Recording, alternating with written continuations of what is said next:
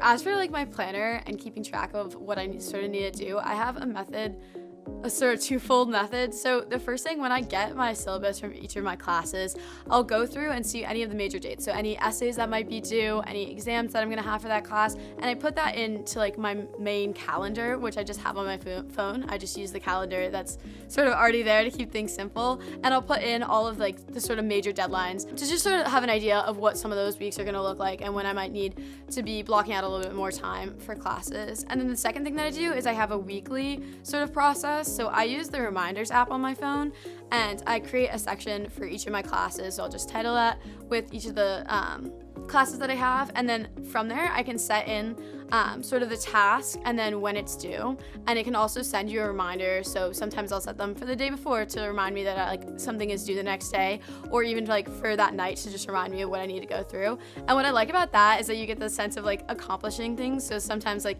even those smaller assignments I'll list out, and then you can break down and make sure you're like getting things done and still like staying productive during the week. And so usually what I do is during Sundays I'll go ahead and put everything that I'm gonna have for the week into that sort of reminder list, and like set out what day it is. It also is really cool because it sets it by days. So if you do just want to see what you have to do for a specific day, but all of the classes, you can also look at that. So I found that really beneficial.